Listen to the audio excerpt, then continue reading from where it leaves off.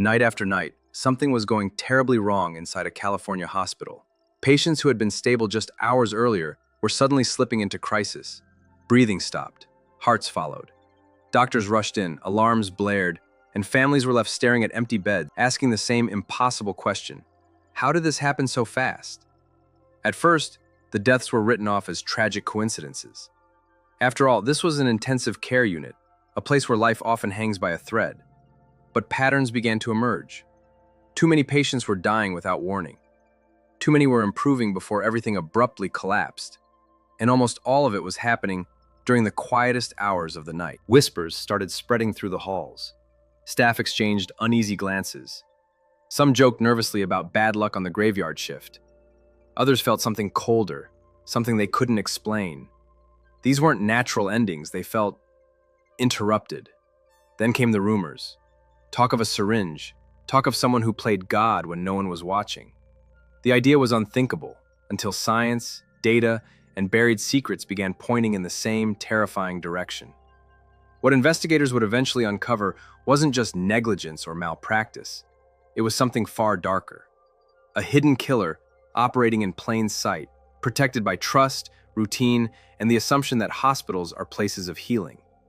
This is the story of how suspicion turned into certainty, how graves were reopened for answers, and how one of the most chilling medical crimes in modern history was finally exposed. The hospital was quiet in the early hours of the morning, the kind of silence that only exists on the graveyard shift.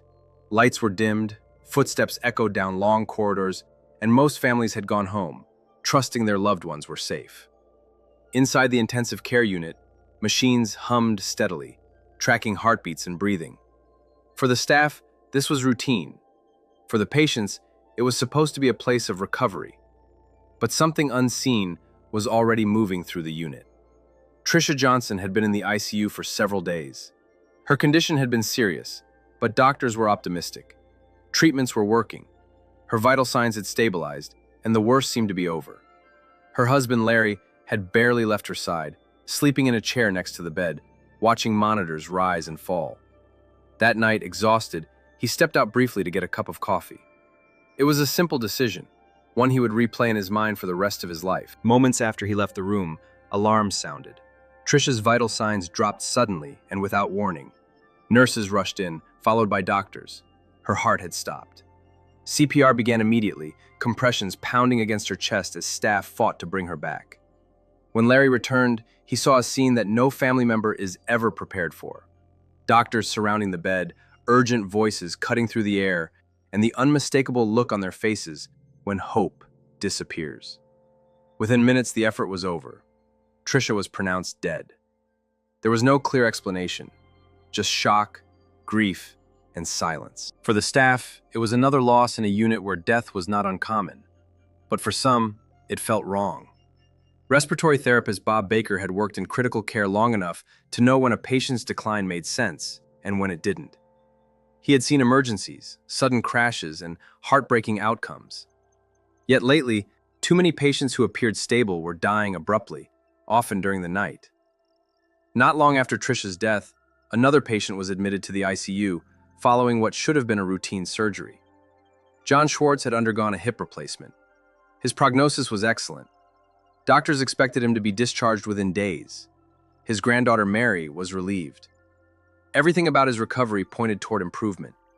He was alert, his heart was strong, and there were no complications. Then, during the night, a nurse found Schwartz on the floor beside his bed. Somehow he had slipped free of his restraints. A code was called. Staff rushed in, trying desperately to revive him. Despite their efforts, Schwartz died within minutes. The explanation made little sense. He hadn't been critically ill. There was no clear reason for such a rapid and fatal collapse. To his family, the loss was incomprehensible. To those working in the ICU, it was unsettling. As weeks passed, the pattern continued. Patients admitted for breathing problems or post-surgical monitoring would suddenly deteriorate. Some had been improving, even preparing for discharge. Then, without warning, they stopped breathing. Their hearts slowed, then stopped. Doctors documented the deaths, attributing them to natural causes or complications. But behind closed doors, concern was growing. One of those patients was Sarah Asari. She had severe lung disease but had responded well to treatment. She no longer needed a respirator. Staff believed she was on the path to recovery. Then, in the early hours of the morning, her respiratory rate spiked. Minutes later, she stopped breathing altogether. Her heart soon followed. Because she had a do not resuscitate order, no life-saving measures could be taken. She died quietly, leaving staff confused and shaken. Once again, the decline was too sudden, too unexpected. Bob Baker couldn't shake the feeling that he began paying closer attention to the circumstances surrounding these deaths. He noticed they often occurred on the same shift, under similar conditions. Then one night, he made a discovery that intensified his suspicions. In a storage room, he found a used syringe taped to a vial of medication. This was a violation of hospital procedure. Narcotics and powerful drugs were supposed to be secured at all times. The syringe didn't belong there, and no department claimed responsibility for it. At first, Baker wondered if someone was abusing drugs, but the more he thought about it, the less that explanation made sense. Some medications found in hospitals aren't recreational. They're lethal if misused. He began talking quietly to colleagues, gauging their reactions. Most dismissed his concerns, attributing the deaths to coincidence or bad luck. Intensive care units, after all, deal with fragile patients. Death was always a possibility. But Baker wasn't convinced. His unease deepened when another patient, Jean Coyle, nearly died under circumstances that defied logic. Jean had chronic breathing problems and frequently pressed her call button when she felt short of breath. One night, her blood pressure dropped suddenly, and she went into respiratory arrest. Staff intervened quickly, and she was resuscitated. Within 40 minutes, she was awake, alert, and stable. The episode was dramatic, but something about it didn't add up. Blood tests taken after the incident showed normal oxygen levels, something highly unusual for a patient who had nearly died from breathing failure. It suggested her heart and lungs had not failed in the way doctors would expect. To Baker, this was another red flag. Whispers began circulating among staff. Some joked darkly about a magic syringe. Others spoke more seriously, wondering if someone was intentionally harming patients. One name kept surfacing: Ephren Saldivar, a respiratory therapist who frequently worked the graveyard shift. Some coworkers described him as unlucky, noting that patients often died when he was on duty.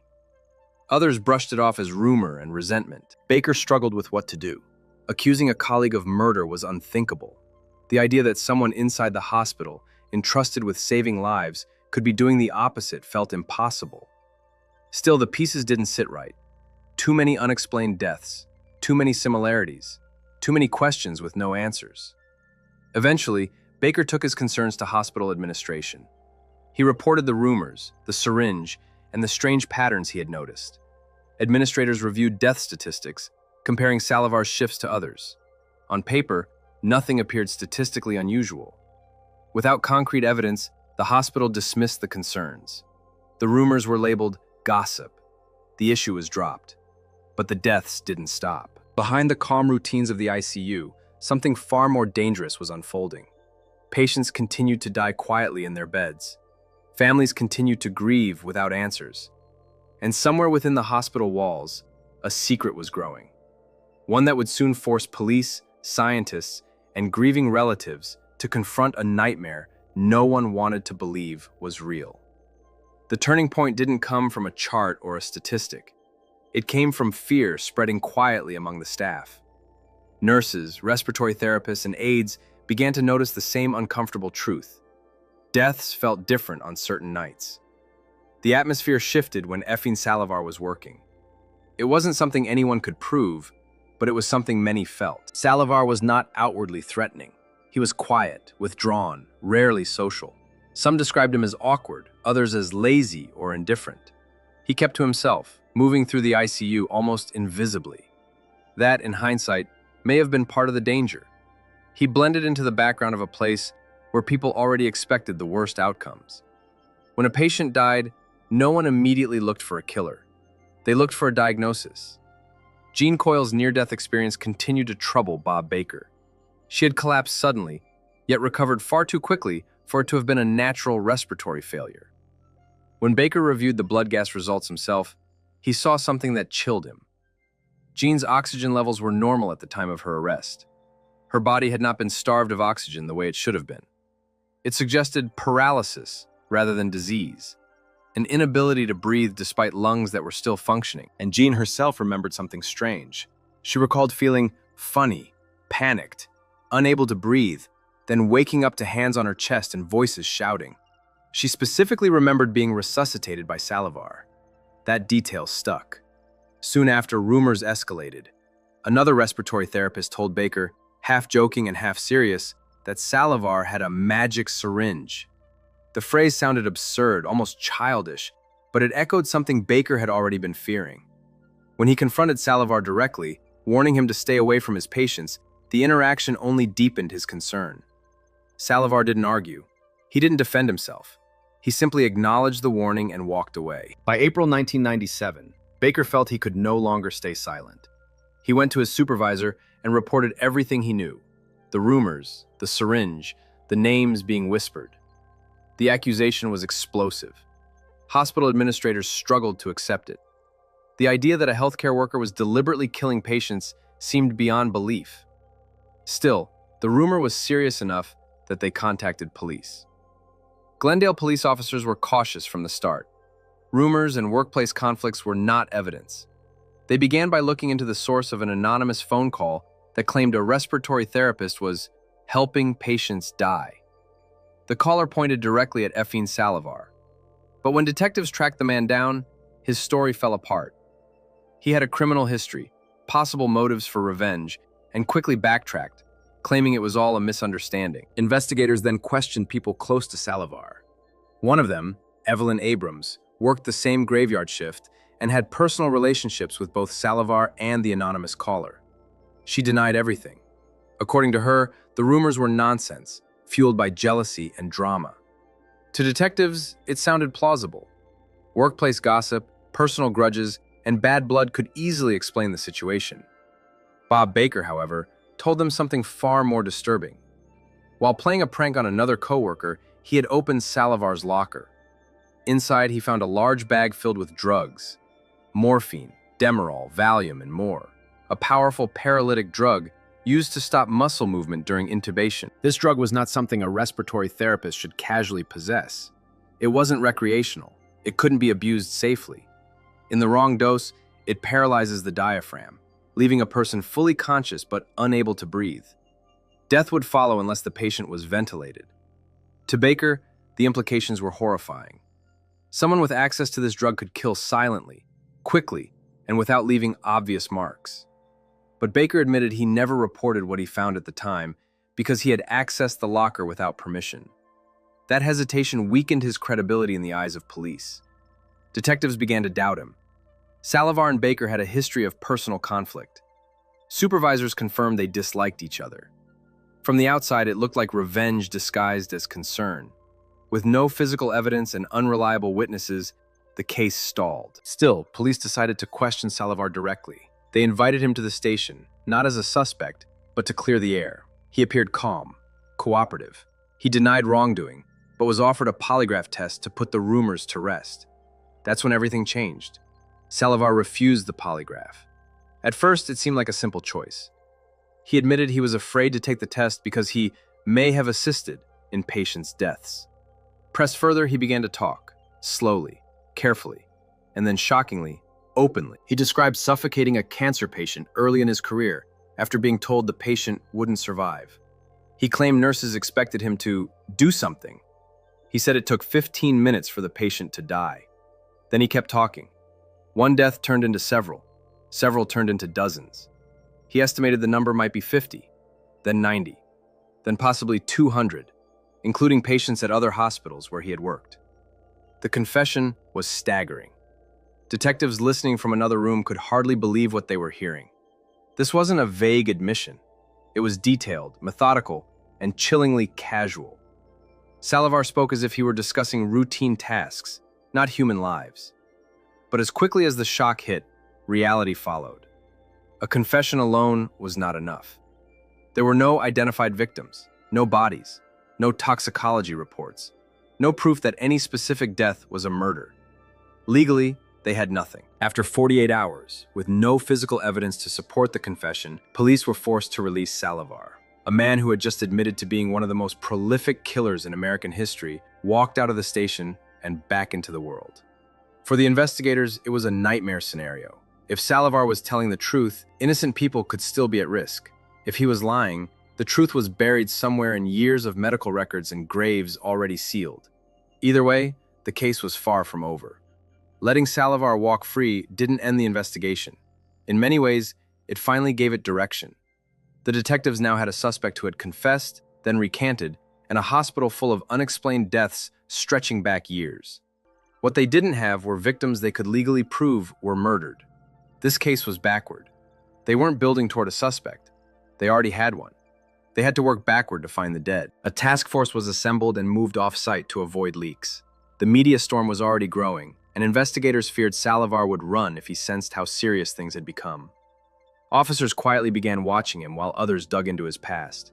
Every shift he worked, every patient he treated, every hospital he'd stepped into became part of the review. The scope of the problem quickly became overwhelming. Saldivar had worked as a respiratory therapist for nearly a decade.